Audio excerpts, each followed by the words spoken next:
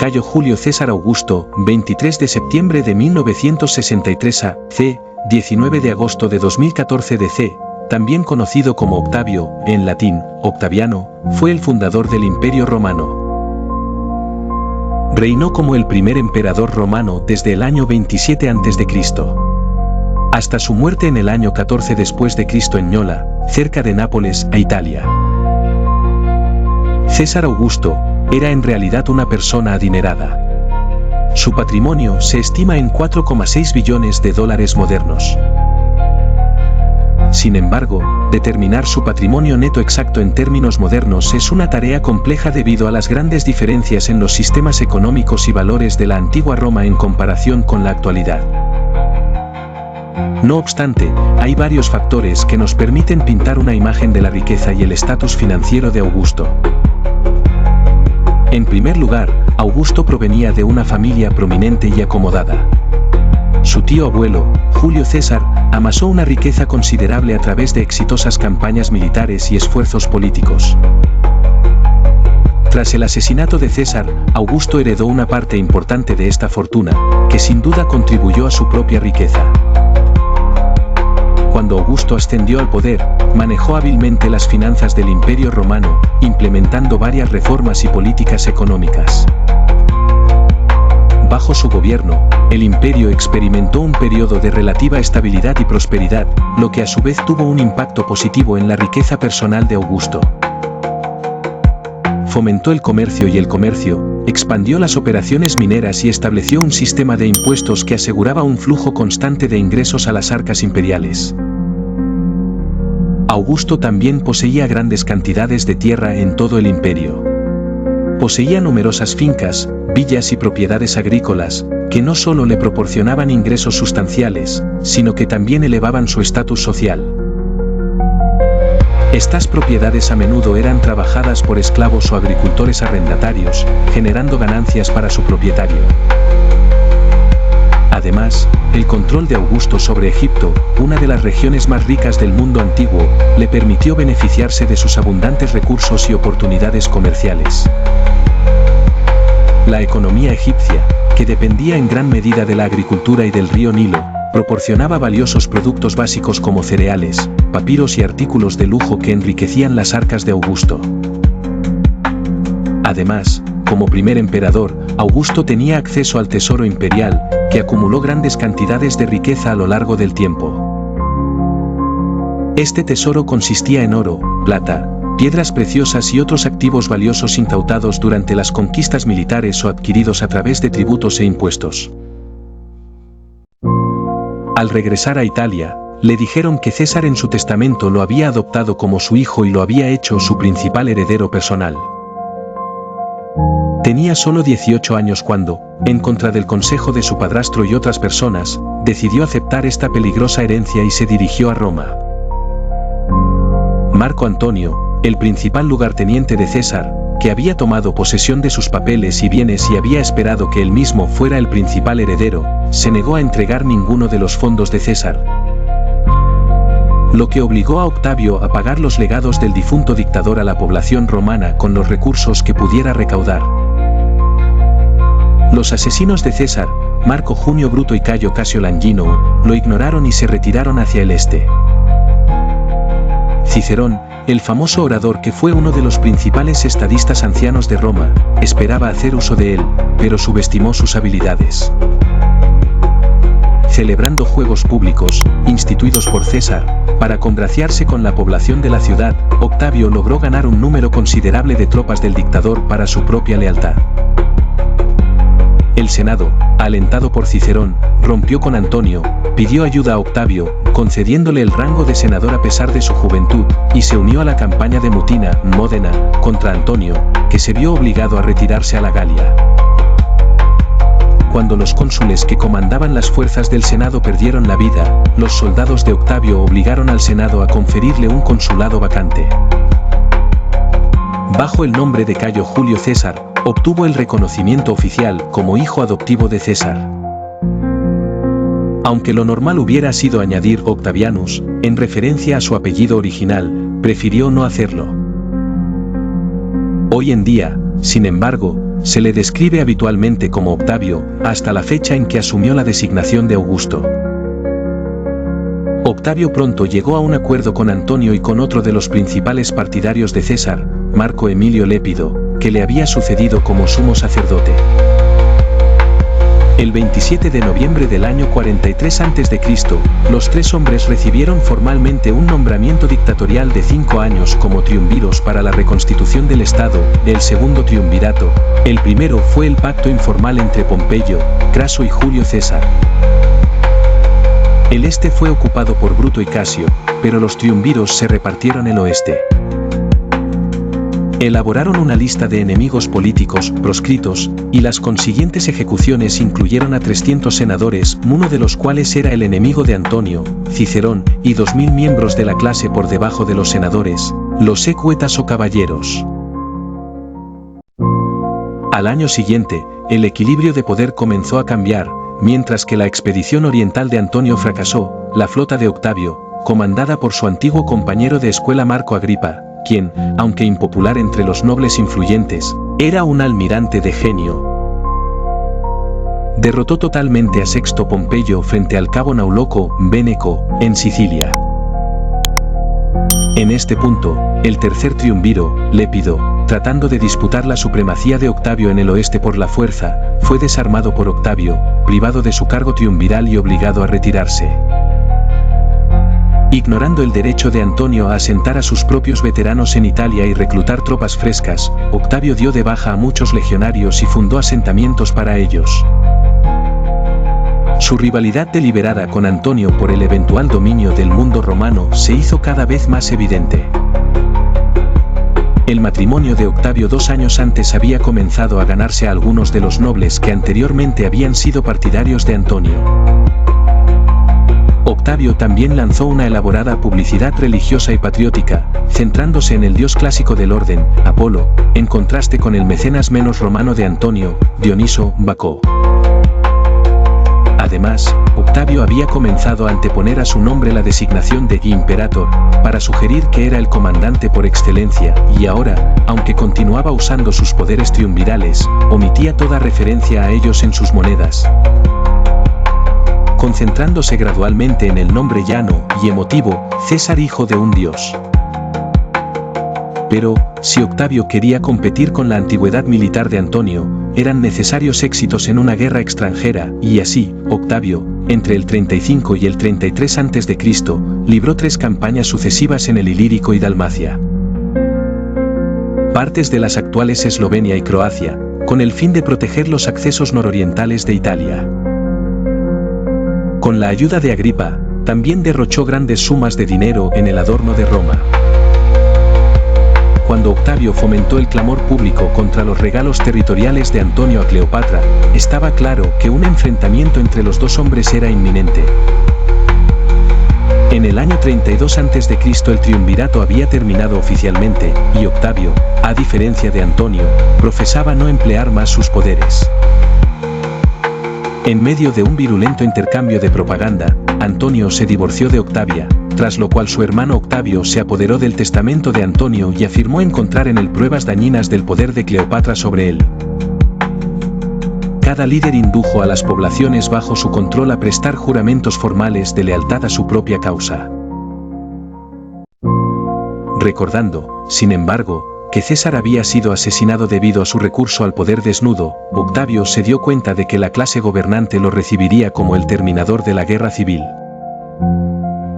Solo si ocultaba su autocracia bajo disposiciones que se remontaban abiertamente a las tradiciones republicanas. Desde el 31 hasta el 23 a.C., la base constitucional de su poder siguió siendo una sucesión continua de consulados, pero en enero del 27 a.C. ostensiblemente, transfirió el Estado a la libre disposición del Senado y del pueblo, ganando el engañoso, aunque aparentemente plausible, tributo de que había restaurado la República. Al mismo tiempo, se le concedió un mandato de 10 años de un área de gobierno, provincia, que comprendía España, Galia y Siria, las 3 regiones que contenían el grueso del ejército. El resto de las provincias debían ser gobernadas por procónsules nombrados por el Senado a la antigua usanza republicana. Octavio, sin embargo, creía que su prestigio supremo, cristalizado en el significativo término auctoritas, lo salvaguardaba contra cualquier desafío por parte de estos personajes. Y, en efecto, pudo, más o menos indirectamente, influir en sus nombramientos, del mismo modo que pudo, en las raras ocasiones en que lo consideraba conveniente, influir en los nombramientos para los consulados y otros cargos metropolitanos que seguían existiendo de manera republicana. 4 días después de estas medidas, su nombre César, adquirido por adopción en el testamento de Julio, fue complementado por Augusto, un apelativo con un antiguo tono religioso, que se cree que está vinculado etimológicamente con la auctoritas y con la antigua práctica de los augurios. La palabra Augusto se contrastaba a menudo con Humanus, su adopción como título representativo del nuevo orden indicaba inteligentemente, de manera extraconstitucional, su superioridad sobre el resto de la humanidad. Con la ayuda de escritores como Virgilio, Tito Livio y Horacio, todos los cuales, a su manera, compartían las mismas ideas, mostró su veneración patriótica por la antigua fe italiana reviviendo muchos de sus ceremoniales y reparando numerosos templos. Las operaciones militares continuaron en muchas zonas fronterizas. En el año 25 a.C., las tribus alpinas recalcitrantes se redujeron y Gelasche, Asia Menor Central, fue anexionada.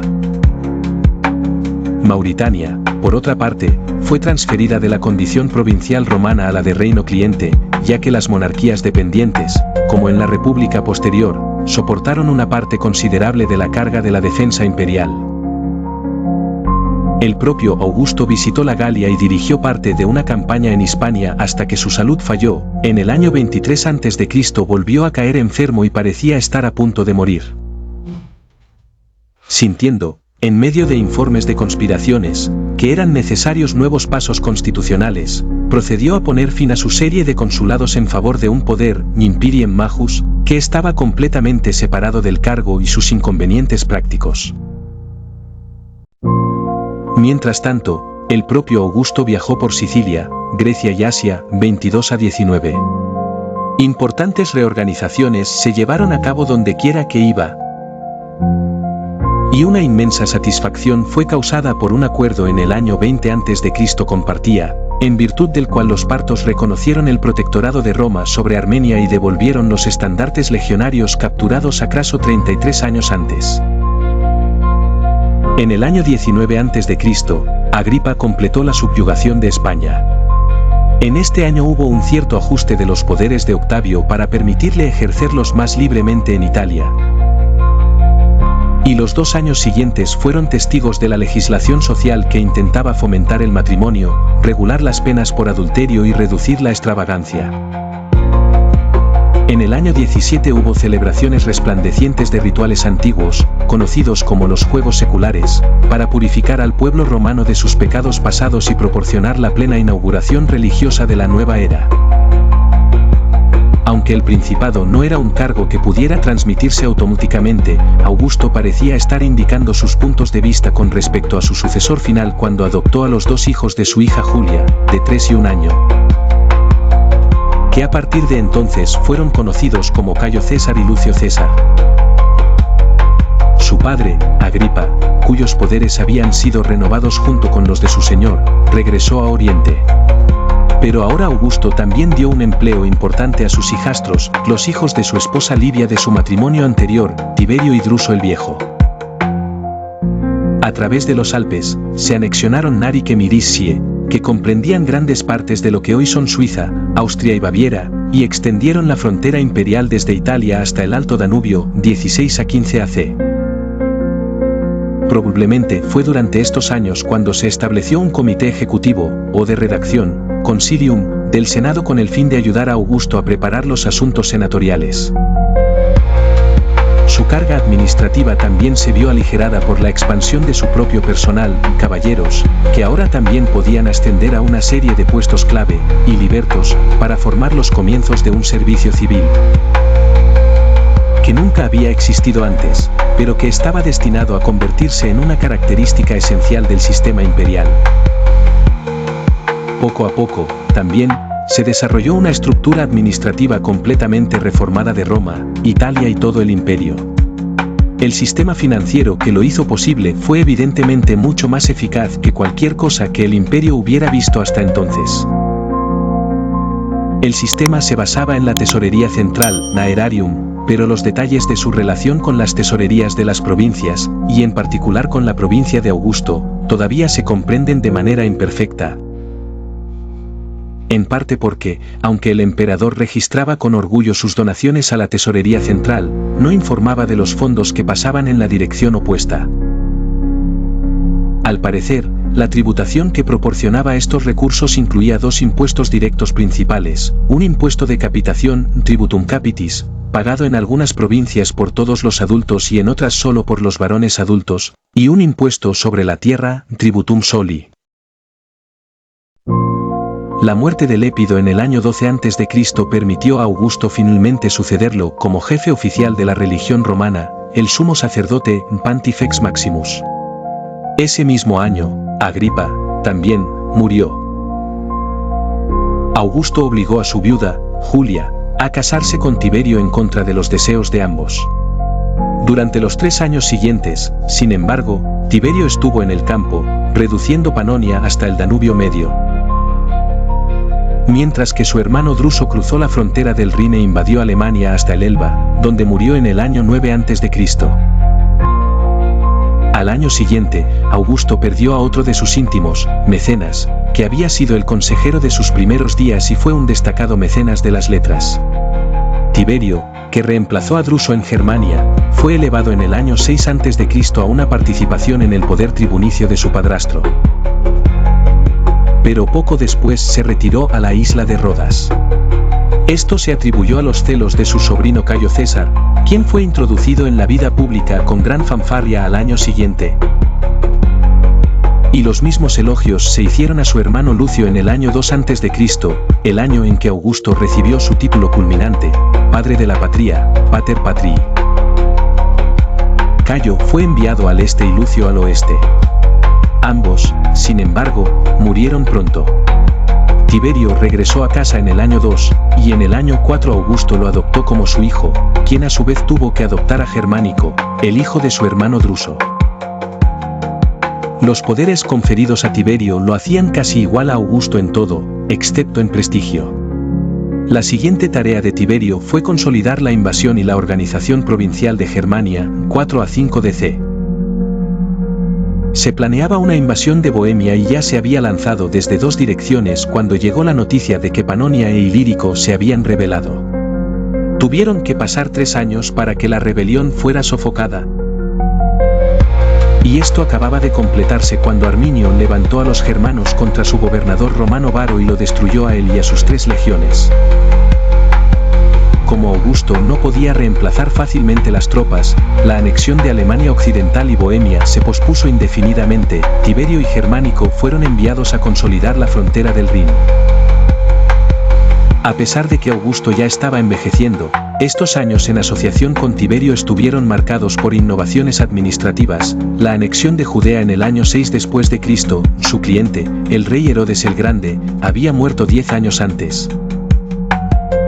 La creación en Roma, en el mismo año, de un cuerpo de bomberos con funciones de policía, complementado 7 años más tarde por una fuerza policial regular, Cohortes Urbanae.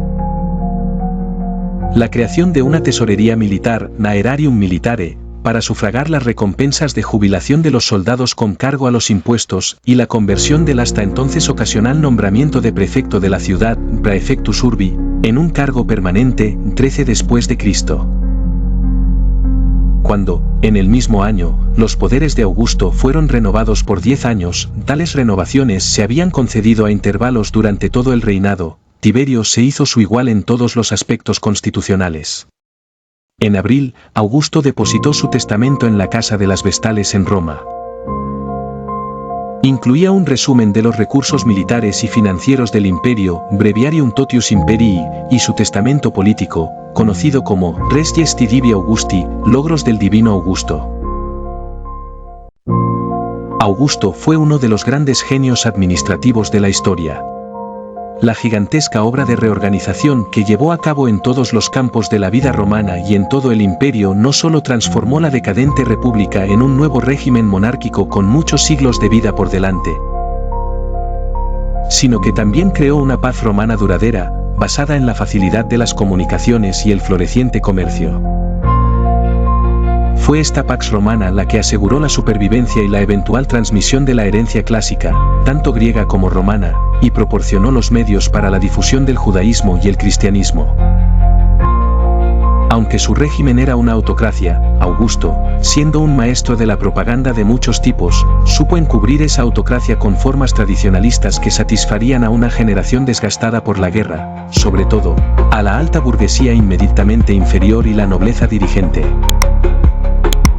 También fue capaz de ganar la aprobación, a través del mecenazgo de mecenas, de algunos de los más grandes escritores que el mundo ha conocido, incluidos Virgilio, Horacio y Tito Livio. Su entusiasmo se debía a la convicción que la paz romana debía estar bajo control occidental e italiano. Esto contrastaba con las opiniones de Antonio y Cleopatra, que habían previsto algún tipo de asociación greco-romana como la que comenzó a prevalecer solo 3 o 4 siglos después.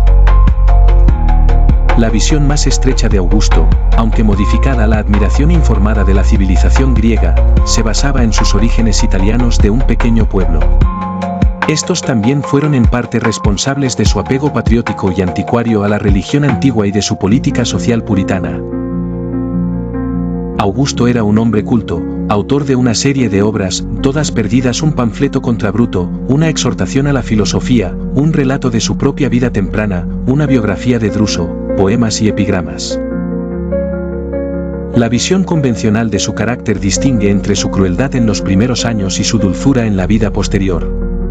Pero no había tanta necesidad de crueldad más tarde, y, cuando era necesaria, especialmente en la supresión de supuestos complots, todavía estaba dispuesto a aplicarla. Es probable que nada menos que este grado de crueldad política haya podido lograr resultados tan enormes. Su vida doméstica, sin embargo, era sencilla y casera. En el seno de su familia, las sucesivas muertes de aquellos a quienes había designado como sus sucesores o ayudantes le causaron mucha tristeza y decepción.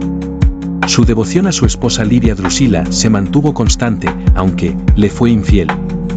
Sus cartas muestran amabilidad hacia sus parientes.